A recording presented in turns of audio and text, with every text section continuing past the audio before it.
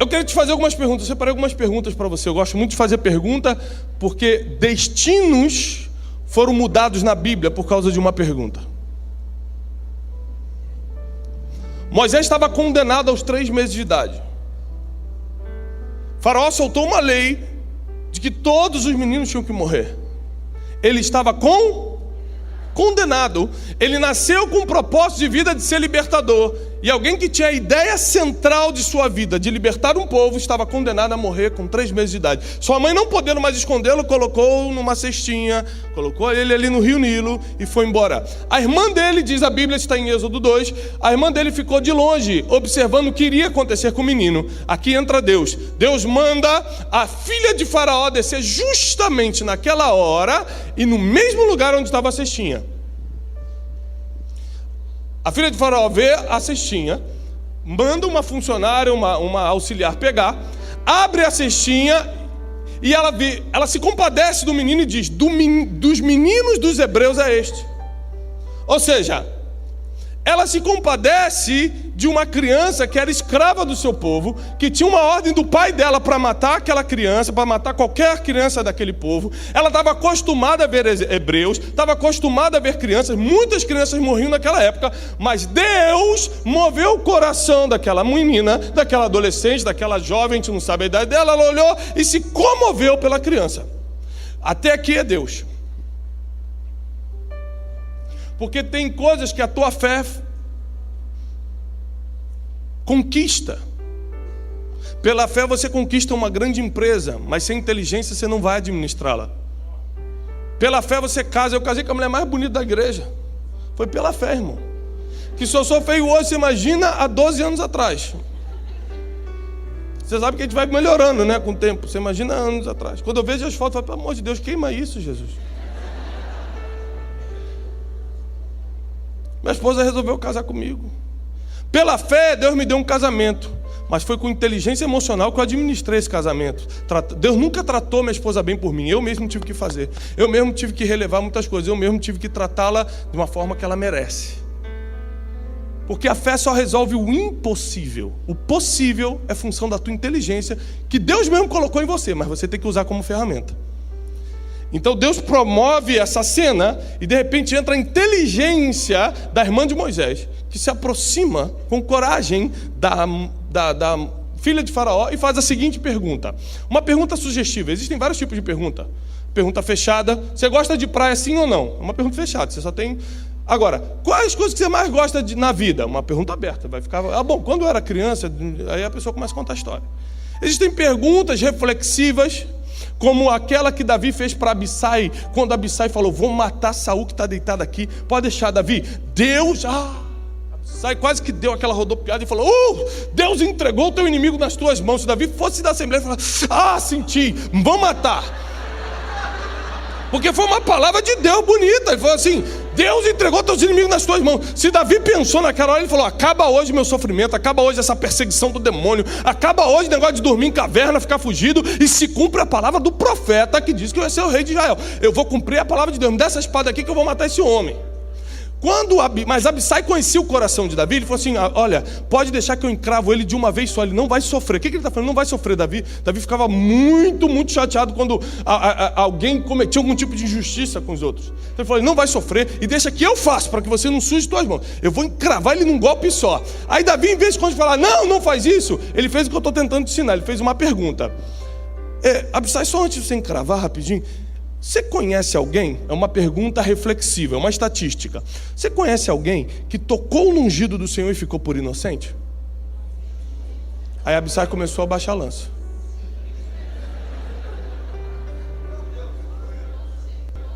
Isso é uma pergunta reflexiva.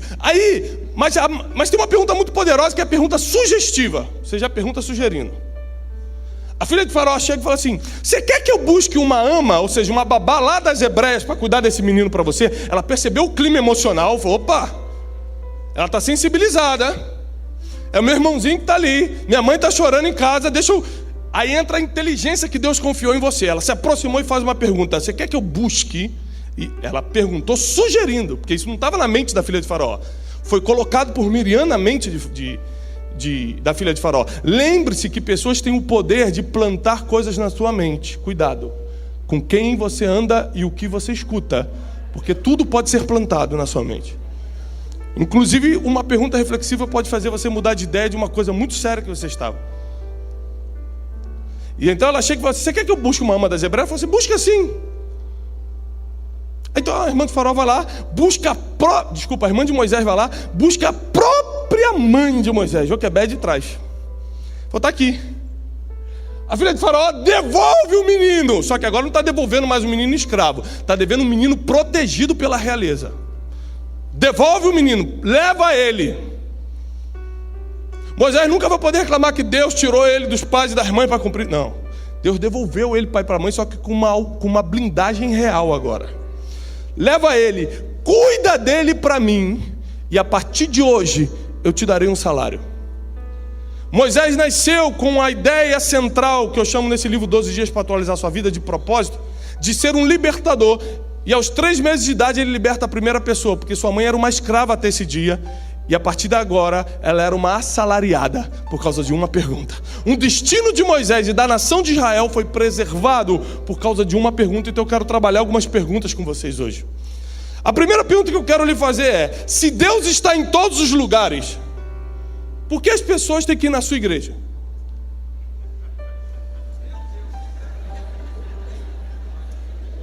Vamos do início. Alguém aqui discorda que Deus está na Assembleia de Deus? Alguém discorda que Deus está na Batista? E na Presbiteriana? E se eu não quiser igreja nenhuma e fizer culto no meu quarto, Deus vai estar lá se eu estiver reunido com 2 ou 3? Vai. Então, se Deus está em todo lugar, por que eu tenho que ir na sua igreja?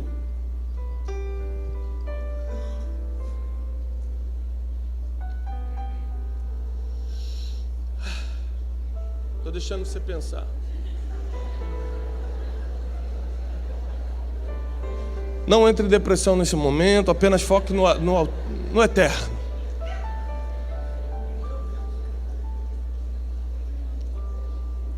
Eu prego no Brasil e pela misericórdia de Deus no mundo. E tem cultos que eu vou que eu falo: Senhor, faz esse negócio acabar rápido. Não vou entrar em depressão, vai me dar um negócio triste aqui, Senhor. Porque tem culto que tu entra bem e sai mal. Sai depressivo, sai com raiva da vida. O pastor ameaçou tanto o pessoal você sai até com medo, você sai com pânico, ataque de pânico. Deus, ainda bem que eu não sou dessa igreja, senão estava debaixo de uma ameaça forte.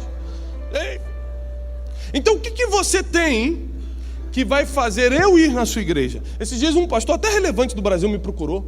Falou: eu queria muito conversar contigo, rapaz, eu vou pagar teu café. E como era um pastor muito relevante, eu parei um pouco a agenda, coisa que eu não costumo fazer, para ir atendê-lo, escutar o que ele tinha para dizer. E o que ele tinha para me dizer é o seguinte: rapaz, estou com um projeto aí, vou fazer um projeto para empresários, mas negócio foda.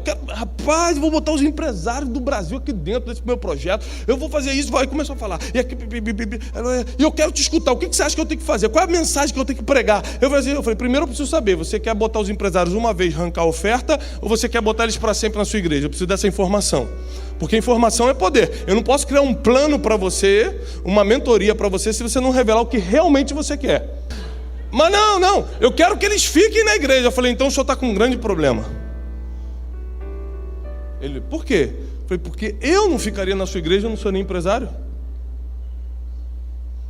Porque olha só, eu invisto muito na educação dos meus filhos, eu pago uma escola cara para eles.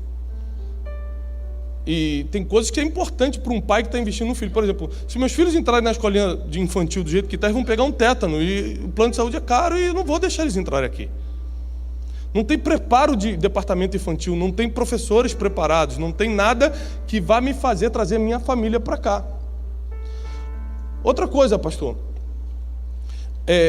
aquela sua última mensagem, ela expulsa os empresários, ela não traz os empresários.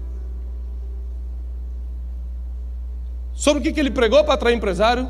As finanças do reino. O cara já é rico. Você não vai falar nada que ele não tenha ou não saiba. Na cabeça dele ele falou: já pregou de dinheiro para levar meu dinheiro. Eu falei: então a gente vai ter que rever um monte de coisas, porque você vai ter que dar estrutura para a família desse empresário vir assistir esse culto e querer ficar na sua igreja. Porque Deus, Ele encontra em qualquer outro lugar. E desculpa ser sincero com você, que eu estou tão desesperado em nós voltarmos a ser a única esperança do mundo, que eu estou pregando logo rápido e a verdade para você entender e mudar o que tiver que mudar, para que qualquer pessoa de qualquer sociedade, de qualquer classe social entre na sua igreja, se sinta em casa e encontre esperança para o futuro. E para isso acontecer, você precisa decidir o porquê as pessoas iriam na sua igreja. Se eu chamasse alguns pastores aqui na frente e te entrevistasse, por que as pessoas iriam na sua igreja?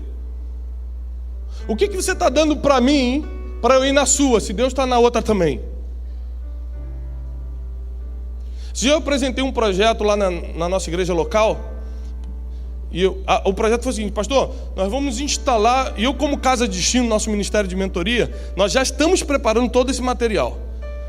Nós vamos começar um projeto de educação emocional, financeira e bíblica para crianças.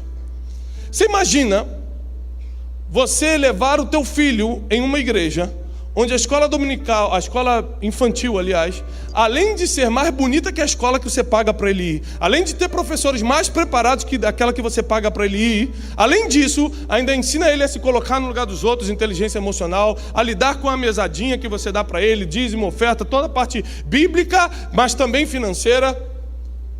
E você saber que se por acaso você estiver falhando em alguma coisa como pai e mãe, que é a tua função educar, a escola só forma, mas você educa, a igreja está somando contigo para dar esses níveis de inteligência para teus filhos. Meu irmão, se essa igreja só tivesse em Maricá, eu ia me mudar de São Paulo e ia vir para cá, porque nenhum pai tem outra prioridade maior dos seus filhos. Então a gente quer alcançar um objetivo traçando estratégias contrárias ao objetivo final. Ou seja, é muita falta de inteligência. Eu não sei se você já reparou isso, mas o Espírito Santo, Deus, ele sempre te mostra o destino. José, você vai governar, mas não mostra o processo. Fala assim: José, só que deixa eu te contar, filhão. Rapaz, vai ser triste, vão te vender para o Egito, você vai apanhar, vai ser escravo. Aí quando você achar que está melhorando na casa de Potifar, vão fazer uma injustiça com você, vão te jogar na prisão, mas fica tranquilo, vão ser só alguns anos. José fala assim: olha, tem meu irmão Rubem, Deus, que ele tem um negócio de governo forte daquele menino. Eu estou aqui com meu pai, cuidando bem das ovelhas, deixa eu aqui. Ou seja, se Deus te mostrar o processo que você tem que passar para chegar no seu destino, você desiste do destino. Então não pense que o próximo passo Deus vai te mostrar, você vai ter que descobrir. Quanto mais inteligente você for, menos você sofre.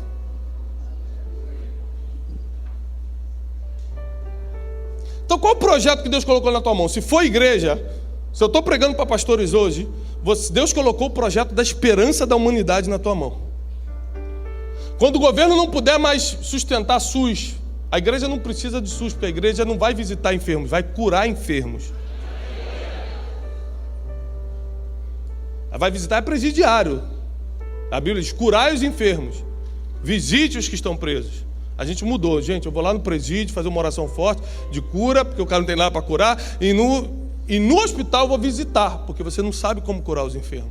A gente foi mudando alguns versículos. A gente pega o versículo, dá uma mudadinha para adaptar a nossa realidade inerte que estamos vivendo. Mas Deus está chamando uma igreja que vai voltar a ser esperança. A esperança do mundo é a igreja, e você como pastor é o guia desse projeto. E você como líder desse projeto, você vai ter 3 funções principais. Comece a anotar. Primeiro, você vai ter que guiar. Segundo, você vai ter que alimentar. Terceiro, você vai ter que proteger. São 3 funções principais de um pastor.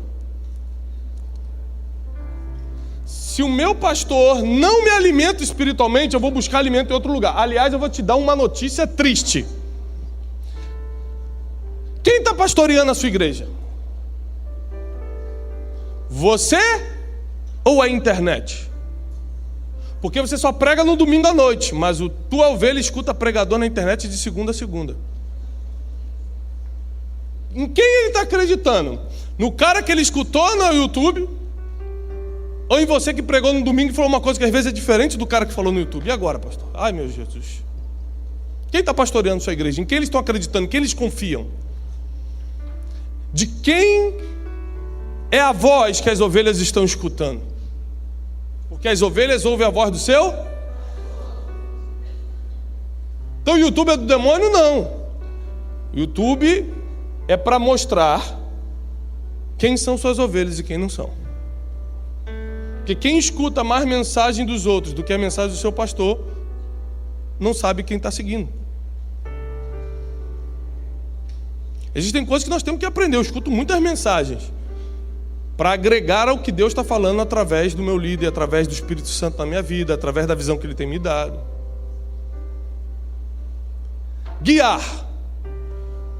As pessoas não sabem lidar com a vida financeira, não sabem lidar com a vida emocional. Como o pastor Luciano falou, todo mundo tem problema de relacionamento intrapessoal. É difícil você lidar consigo mesmo, imagina lidar com o próximo, que pensa diferente, faz coisas diferentes. E aí você tem que guiar essa pessoa que chega destruída na esperança do mundo. Chega destruída, ela está buscando esperança, e você já quer adaptá-la, você quer colocar rapidamente um rótulo nela para ela entrar nesse movimento religioso que você criou. É por isso que você tem tanto inimigo, por isso que tem tanta dificuldade dentro da igreja, é por isso que você pensa em desistir, porque você tenta fazer coisas que a Bíblia não mandou você fazer. Em vez de guiar essa pessoa para pastos verdejantes. Qual é o teu problema hoje? Pastor, eu estou entrando na igreja, mas na verdade eu estou cheio de dívida, eu tenho problema emocional, eu grito com a minha esposa. Tem gente que é pior do que isso, ela não consegue nem identificar essas coisas que está confessando. Você fala, não pastor, está tudo bem na minha vida. Graças a Deus, por honra e glória do Senhor, Deus seja louvado. Se o cara mandar seguido, amém, glória a Deus, Deus seja louvado, já tira ele da sua equipe. Amém, glória a Deus seja louvado, aleluia. Não tem problema nenhum na minha vida. Mas quando o cara tem um pouquinho de autoconsciência, só um pouquinho de autoconsciência, ele fala, pastor, estou todo endividado. Eu não consigo tratar bem minha esposa, eu não consigo controlar meu temperamento, dá vontade de gritar, eu grito mesmo. Aí o que o pastor faz? Amado, vamos orar por isso. Só que essa oração não vai resolver. O problema financeiro vai estar lá amanhã. Ele vai continuar gritando com todo mundo, porque a oração não foi criada com o propósito de resolver os problemas financeiros, emocionais, etc. Então você vai ter que guiar essa pessoa para pastos verdejantes, querido. Se você não entende nada de finanças, nós temos um projeto aqui na igreja. Você vai participar da Escola de Sabedoria Financeira, ou o nome que você quiser dar, que vai lhe tirar vai lhe ensinar como sair dessa dívida. Olha, nós temos aqui um projeto de psicologia pastoral, o nome que você quiser dar, frutos do Espírito, porque dá uma espiritualizada para ficar bonito, bota The Fly, The Flows, Ministério The Flash, The Flows, para as emoções, The Cantas. Aí manda e a pessoa vai lá. O cara tem que anotar esse ministério. Ministério de Fly de Fogo, do Ministério Emocional de Cantas, é aqui? Foi aqui. Aí a pessoa entra e começa a lidar com as emoções. Sabe por quê? Se você deixar ela sentada ali sem guiá-la emocionalmente, financeiramente, familiarmente, você só está mantendo um número na sua igreja. Ele vai te dar problema, é ele que vai sair, é ele que vai falar mal de você para os outros, você vai falar o que o pastor pregou. Estou cansado, só falam mal de mim, todo mundo me trai. Não, te traem porque você não deu nada de bom para essa pessoa. Jesus só teve um traidor no seu ministério, você já teve 20, tem alguma coisa que você tem que analisar. A conta não está batendo. Então como é que você guia as pessoas? Treinando-as, levando-as, conduzindo-as até os pastos verdejantes da área que ela precisa. Como você, que é o guia dessa geração, o pastor da esperança do futuro, da esperança do mundo que é a igreja, está guiando suas ovelhas? Você está levando ela para que pasto? Você entraria num avião que o piloto não sabe para onde está indo? Entra no avião, para onde está indo? Não sei não, mas o avião é ótimo, a cadeirinha boa, vai servir um lanchinho bom, senta lá. Querido, deixa eu te falar uma coisa. O destino para o qual você está levando suas ovelhas é mais importante que o conforto que você está dando na igreja. Porque pode ser o avião mais confortável do mundo, eu não entro se eu não souber para onde eu estou indo. E quando eu já sei para onde eu estou indo, não adianta você vir com um bilhete aéreo para outro lugar. Olha só, de graça. Você quer ir para Milão? Não, meu irmão. Já estou com um bilhete aéreo comprado para Paris. Não, desculpa, eu já tenho meu destino, eu não vou misturar com outro. Mas é de graça, mas eu não quero, eu já tenho um, já estou indo. Agora, mais sério ainda, o piloto até sabe o destino, mas não tem um mapa de navegação. Você sabe o que é um mapa de navegação? O piloto ele não decola e fala assim, opa, a segunda nuvem à esquerda entra aqui para Fortaleza, né? Se eu não me engano, agora eu vou aqui, é assim? Pelo sol, opa. E como é que ele sabe como decolar de Guarulhos e pousar em Fortaleza? Por um mapa de... Às vezes o cara sabe, eu tenho que ir para Fortaleza, mas se ele não tiver o mapa de navegação, ele chega. Então eu não entraria num avião que o piloto não sabe o destino e não tem um mapa de navegação. E o povo está tão desesperado por esperança que eles entram nos aviões, que são as igrejas hoje, sem perguntar para o pastor, para onde você vai me levar e como você fará isso? Eu estou tão desesperado que eu entro em qualquer lugar, ora por mim, resolve meu problema. Eu não vou ver a preparação de ninguém, só resolve meu problema. E como quem resolve o problema é Deus, é capaz que aquele problema, mesmo numa igreja despreparada, o líder despreparado, aconteça a solução. Ele vai, então eu vou ficar aqui. Foi esse pastor que foi usado para me salvar. Segunda coisa, você tem alimentado o seu povo com o quê? A gente está enchendo o povo de comida, mas não está alimentando em nada, não tem um nutriente. E a função do pastor são só 3: guiar, alimentar e proteger.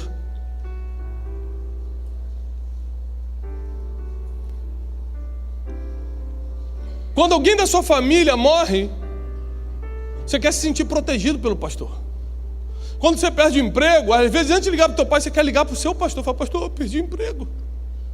Porque a função pastoral é tão paternal que está ligada à proteção.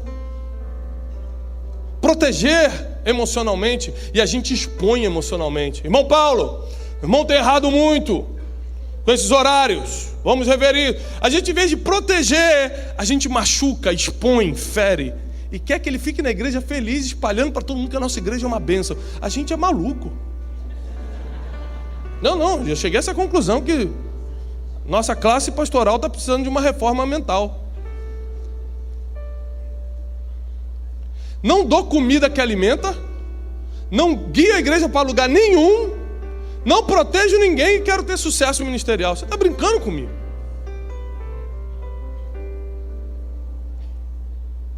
Você está aqui hoje porque de alguma forma, pela misericórdia de Deus, você foi protegido por alguém, você foi alimentado por alguém e você foi guiado até aqui, senão você não estaria aqui.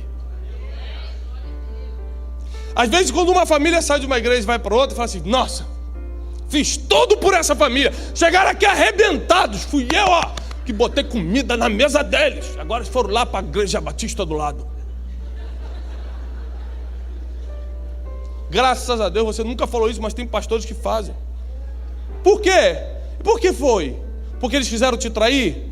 Porque ele era o Judas, tem um DNA traidor, vou trair alguém hoje, vou trair esse pastor, ele vai ver só. É porque toda pessoa que não está sendo guiada para um destino, não está sendo alimentada e não está sendo protegida, vai buscar outra casa. Vai buscar alimento que dê consistência, que dê nutrientes para a célula. Então chegou o tempo de você rever que tipo de líder você é, porque Deus te confiou o projeto mais nobre do mundo, que é pastorear a esperança dessa geração que é a igreja. Eu vou repetir, você não é qualquer um, você foi escolhido por Deus para um projeto mais nobre que existe nessa terra. Não é ser empresário, não é ser presidente da república, é ser pastor da esperança dessa geração que é a igreja. Se a igreja acabar, a prostituição vai aumentar, os bandidagem vai aumentar, a separação, você diz, o divórcio está alto. Fecha a igreja para você ver o que vai acontecer.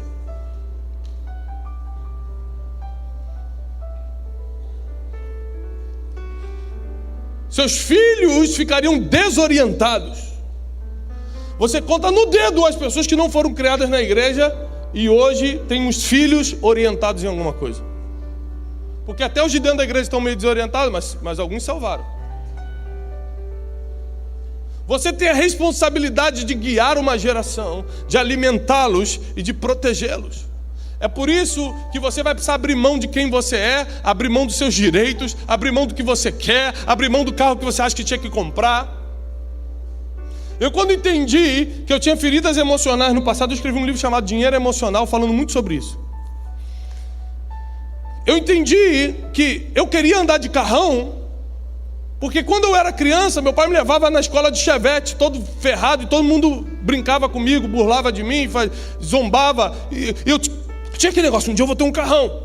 Quando eu ganhei minha primeira comissão na vida, eu era jovem, eu estava devendo um Casas Bahia, tinha acabado de casar, cheio de problema financeiro, devendo a todo mundo, morando de favor, fui lá e comprei um carro importado. perdi o carro, porque não tinha como pagar IPVA, não tinha como pagar nada. Eu só queria pagar aquela dor, mas o dinheiro não cumpre o papel de tapar os buracos da alma. Se você não resolver seus problemas hoje, você vai usar a igreja para resolver, irmão. Não negocie com a noiva de Cristo. A melhor coisa que a gente tem para receber foi o que foi pregado, a recompensa, e você vai estar abrindo a mão da recompensa. Você sabe por quê? Tem gente que fala assim, pastor Tiago, como é que você guarda o seu coração? Do tapinha nas costas, dos milhões de seguidores, da pessoa que fala isso, você está salvando minha vida. Mas é muito simples. Porque a Bíblia, como foi falado, tem um galardão para você. Se você pegar aqui na terra, não é pecado, mas você já pegou. Jesus falou isso, deixa os fariseus. Eles gostam disso, ó. Eles já receberam o galardão. A recompensa já foi dada. Então eu decidi, porque eu entendo só um pouquinho de matemática, eu fiz as contas. Eu vou ficar 70 anos aqui na terra, vou ficar a eternidade no céu. É melhor pegar o galardão no céu. Então eu resolvi blindar meu coração para que você com um tapinha nas costas não me dê recompensa. Para que um elogio na internet não me dê recompensa. Para que uma placa de prêmio de não sei o que não me dê recompensa. Eu saí por 3 vezes consecutivas na revista Veja esse ano. Eu não tenho nenhuma revista Veja na minha casa. Eu não comprei a revista. Eu ganhei prêmios do YouTube, de isso, de aquilo. Eu não tenho uma placa do YouTube, nunca fui lá pegar na minha vida, porque a minha recompensa não vai ser um quadro na parede. A minha recompensa vai sair da boca daquele que vive e reina para todo sempre, como foi ensinado aqui. Fica de pé, eu quero orar por você. Eu profetizo que você vai guiar, alimentar e proteger essa geração. Eu profetizo que você vai ter um plano estratégico para que as pessoas saibam o porquê estão entrando na sua igreja. O que elas vão fazer? Você vai dar destino e não só conforto. As pessoas vão saber o porquê estão escutando você e não fulano do YouTube. As pessoas vão saber por que elas se alimentam lá na tua igreja e não em outro lugar. Você será o guia dessa geração. Deus confiou um projeto nobre na tua mão e eu quero profetizar, você não vai errar, você não vai cair, você não vai parar pela metade. Milhões de pessoas estão dependendo de você. Você é a esperança desse mundo. Você é a esperança do Rio de Janeiro. Aleluia. Baixa a mão, quem é pastor no Rio de Janeiro? Quem é pastor no Rio de Janeiro, levanta a mão. Querido, você está vivendo a melhor época da sua vida. O Rio de Janeiro está em crise, abandonado pelo governo, a bandidagem desceu do morro. Você está vivendo o melhor momento para o evangelho. Está todo mundo desesperado, está todo mundo com medo, está todo mundo pensando nas perdas, e você está dentro da igreja fazendo conferência, fazendo aquilo, em vez de estar aproveitando o melhor momento para a igreja. Está todo mundo com a mão na cabeça. Você era para estar correndo falando da esperança, você era para estar nos hospitais curando os enfermos. O Rio de Janeiro não vai melhorar com o próximo governador. O Rio de Janeiro vai melhorar na tua mão quando você começar a pastorear a igreja de Deus. Você é a esperança disso aqui. Deus te abençoe.